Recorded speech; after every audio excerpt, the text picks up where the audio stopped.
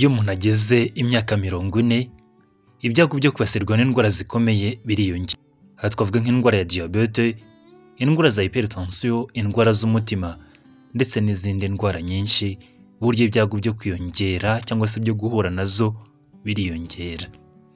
Ibyo ahanini bigaterwa n'uburyo tubaho ndetse nanone n'ibyo urya cyangwa se unywa, nanone bigaterwa n'iyo myaka kuba utangiye gukura.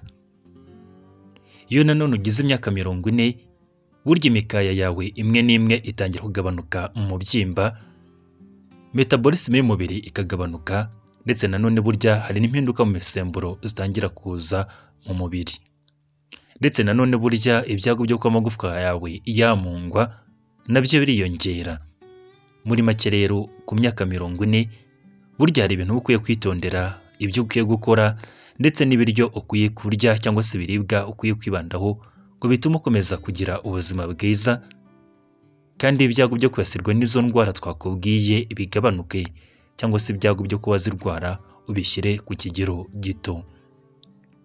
By'umwihariko rero mu kiganiro cy'uyu munsi tugiye kurebera hamwe ibiribwa 10 ukwiye kurya, ukwiye kwibandaho mu mirire yawe ya buri munsi niba wujuje imyaka 40 cyangwa se ugize imyaka 40. Muri rusange rero ni ibiribwa byiza, ni ibiribwa birimo intungamubiri z'ingenzi zatuma ugira ubuzima bwiza, kandi ni ibiribwa byatuma urengera ubuzima bwawe, ukarengera amagara yawe, bityo ukabaho neza, kandi n'ibyago byo kwibasirwa n'izo ndwara zikomeye ushobora guhura nazo bikagabanuka cyangwa se bikajya ku kigero gito gishoboka.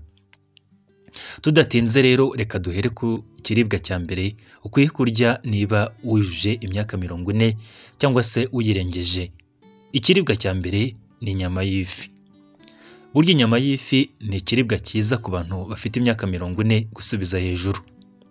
Mu ifi burya dusangamo ibinure byiza bya omega 3, bikaba ari ibinure bigabanya ibibazo bya inflammation mu mubiri, bikaba ari ibinure byiza kandi bitera imikorere myiza y'umutima, kandi bigatera n'imikorere myiza y'ubwonko.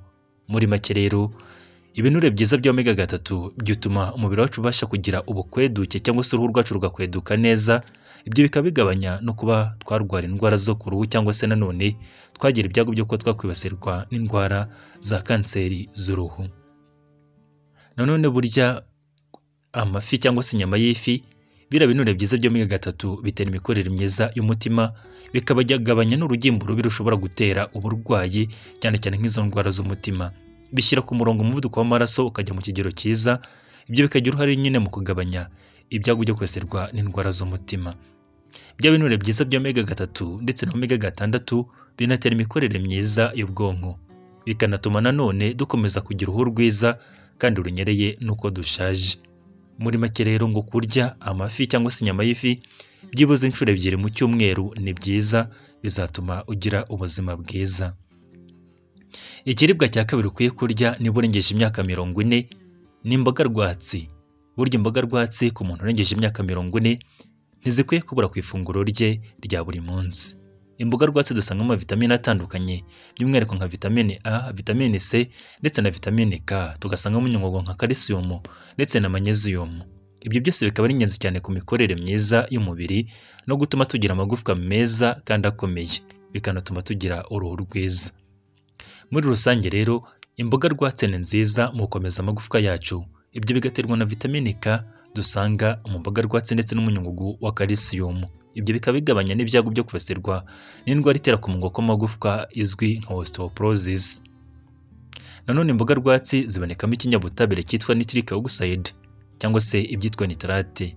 Bikaba ari ibinyabutabire biboneka mu mboga rwatsi bituma amaraso abasha gutembera neza mu mitsi, ndetse ibyo bikagabanya n'ibyago byo kwibasirwa n'indwara z'umutima.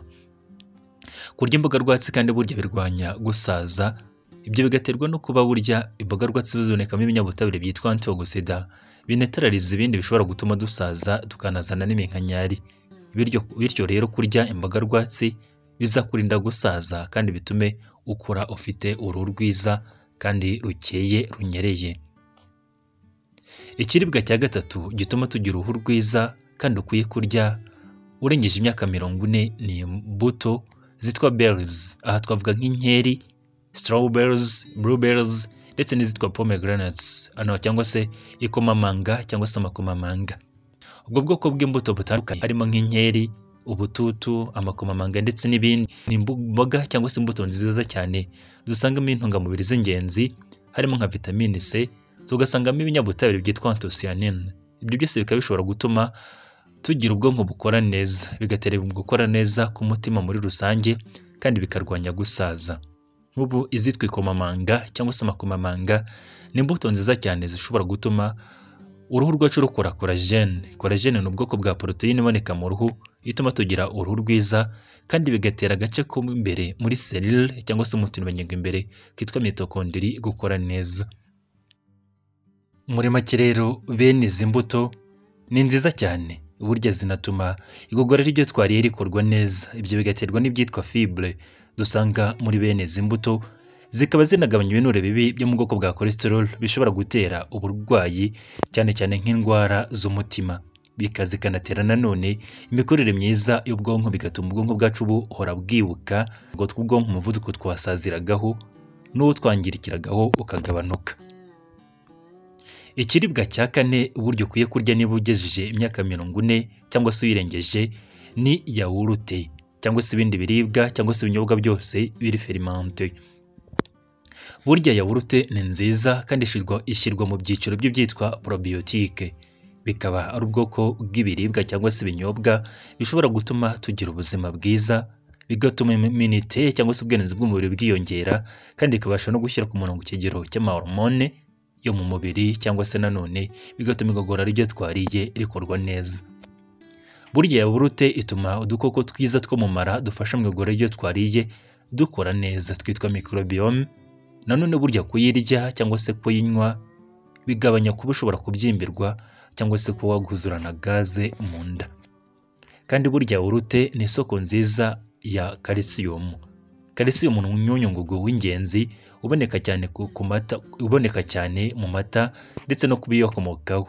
Bityo no muri yawurute hakabonekamo n'intungamubiri za poroteyine. Yawurute nanone burya ishyira ku murongo ikigero cy'imisemburo yawe, dore ko ibitangiye kugabanuka. Ibyo bigatuma rero hari imisemburo imwe n'imwe ikomeza kwiyongera cyangwa se igakorwa mu kigero yari isanzweho. Ikiribwa cya gatanu ukwiye kurya niba urengeje imyaka 40 ni ibiribwa birimo ubunyobwa, ibirimo chia seeds n'ibirimo flax seeds. Ibyo ni ibiribwa byitwa nuts cyane cyane, bikaba cyangwa se nuts, bikaba ari ibiribwa byiza bibonekamo ibinure byiza bya healthy fats, bikabonekamo ibyitwa fibre ndetse nanone na proteine vegetale cyangwa se intungamubiri ya proteine ikomoka ku bimera. Cyane cyane nk'ibyitwa flax seed dusangamo ibinyabutabire byitwa lignane, bikaba ari ibinyabutabire bishyira ku murongo ikigero cy'imisemburo yo mu mubiri. Muri make kurya bene ibiribwa ni byiza cyane ku mikorere y'umutima. Ibyo bigaterwa n'ibinure byiza bya omega 3 dusanga muri ibyo biribwa. Ibyo biribwa nanone bishyira ku murongo ikigero cy'imisemburo harimo nk'ibyitwa flax seeds ndetse na chia seed, bibasha kongera umusemburo witwa estrogen, ukaba ari ingenzi cyane ku bagore bageze mu gihe cya menopause. Nanone ibyo biribwa bituma tugira uruhu rwiza. Ibyo bigaterwa na vitamine E dusanga muri ibyo biribwa ituma uruhu rwacu rubasha gusanwa kandi rukaba rufite itoto. Ikiribwa cya gatandatu ukwiye kurya niba urengeje imyaka 40 cyiza cyane kuri wowe ni imbuto za avoka cyangwa se avoka. Burya avoka tuyisangamo ibinure byiza. Avoka itera imikorere myiza y'umutima kandi igatuma umubiri wacu ubona amazi ahagije. Muri avoka dusangamo ibinure byiza bya healthy fats. Avoka rero burya inarwanya ibindi binure bibi byo mu bwoko bwa cholesterol bishobora gutera uburwayi. Avoka burya ifite ubushobozi bwo kurwanya inflammation cyangwa se kubyimbirwa, ugasanga hari uburwayi bikurinze. Avoka ituma tugira uruhu rwiza. Ibyo bigaterwa na vitamine E n'ibyitwa carotenoid dusanga muri avoka, bituma tugira uruhu rwiza ndetse n'ibyago byo kuruhu rwacu rushobora kwangizwa n'izuba bikagabanuka. Ikiribwa cya karindwi ukwiye kurya niba urengeje imyaka 40 ni ikiribwa kirimo ingano n'ibizikomokaho ndetse na brown rice.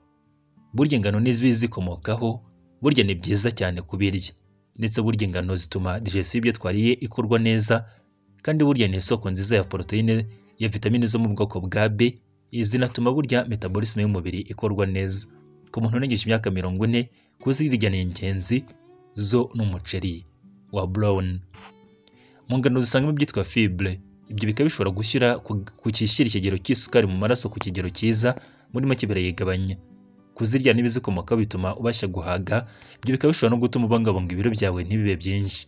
Nanone burya ni isoko nziza ya magnesium, kandi magnesium nawo ni umunyungugu w'ingenzi ufasha mu gukora kw'imikaya ndetse no gukora kw'imyakura yumva. Ikiribwa cya 8 ukwiye kurya niba urengeje imyaka 40 ni ibiribwa birimo intungamubiri za proteine. Aha twavuga nk'inyama, cyane cyane inyama z'umweru burya nazo nziza cyane kuri iyo myaka.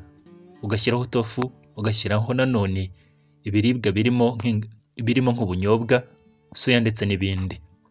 Ibyo biribwa kubirya ni byiza niba urengeje imyaka 40 kuko bituma ubasha kubona intungamubiri nziza zitwa proteine. Ni intungamubiri zibasha gutuma imikaya yacu ikomera, bikakurinda uburwayi bwitwa sarcopenia.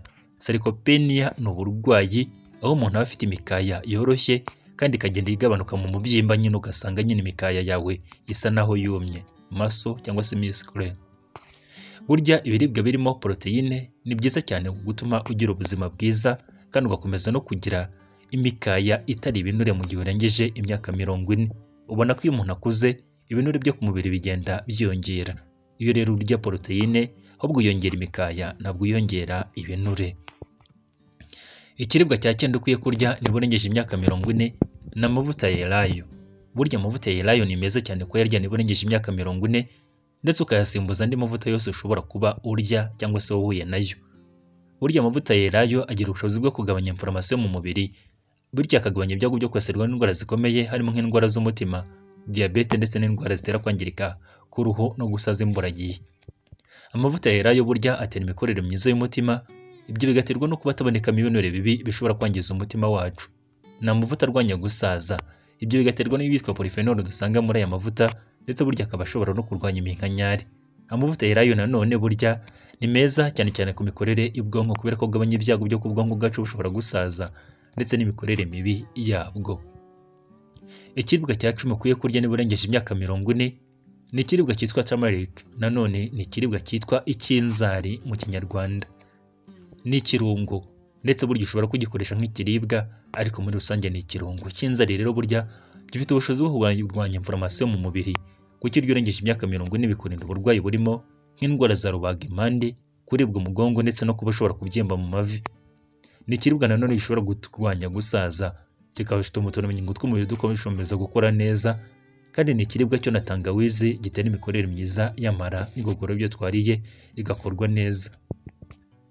Muri make rero ku muntu urengeje imyaka 40 akwiye kwirinda kunywa inzoga nyinshi kubera ko zimwangiza kandi zikamutera ibindi bibazo by'uburwayi harimo kwangirika k'umwijima ndetse n'impyiko ze. Umuntu urengeje imyaka 40 nanone aba akwiye kuruhuka bihagije, akirinda stress. Burya stress ni umwanzi ushobora kumutera uburwayi bukomeye harimo nk'indwara z'umutima, hypertension ndetse n'amakanseri burya ashobora guterwa n'ibyo bibazo. Umuntu urengeje imyaka 40 burya aba akwiye kugenzura ubuzima bwe, burya bagatangiye gusaza. Akwiye kunywa amazi menshi, umubiri ukahora uri hydrated cyangwa se ufite amazi ahagije. Nanone akarya ibiribwa by'ingenzi kandi birimo intungamubiri nyinshi. Akirinda kurya ibiribwa byakorewe mu nganda, ibiribwa birimo amasukari menshi ndetse nanone n'ibirimo umunyu mwinshi. Akwiye kurya none ibiribwa bitetse kandi bitetse neza, akirinda bya biribwa by'amafast food abantu bahora barya cyangwa se bakunze kurya muri iyi minsi. Ku muntu urengeje imyaka 40 nanone akwiye kugabanya ikigero cy'inyama zitukura arya. Izo nyama zitukura burya nazo zimwongera ibyago byo kwibasirwa n'indwara zimwe na zimwe ashobora kutikura, ibyo bikamwongera n'ibyago byo kuba ashobora gupfa imburagihe cyangwa se agapfa akiri muto. Muri make rero ibyo biribwa twakubwiraga ni biribwa ukwiye kurya, tunasoreza ku bindi bimwe na bimwe ukwiye kwirinda n'ibyo ukwiye gukora mu gihe urengeje imyaka 40. Imyaka 40 rwose ni imyaka iziherekejwe n'ibyago byo kwibasirwa n'indwara zikomeye harimo nk'izo ndwara z'umutima, amadiyabete, kanseri ndetse n'izindi. Ariko buryo ubaho ugerageje guhindura bumwe mu buryo wabagaho, ugahitamo n'ibiribwa bikwiye, ibyo byago byo kwibasirwa n'izo ndwara urabigabanya, ukabaho neza kandi ubuzima bwawe bukagenda neza. Niba ari bwo bwa mbere ugeze kuri channel wakora subscribe, nanone ufite igitekerezo cyangwa inyunganizi wabyandika hagenewe kujya comment.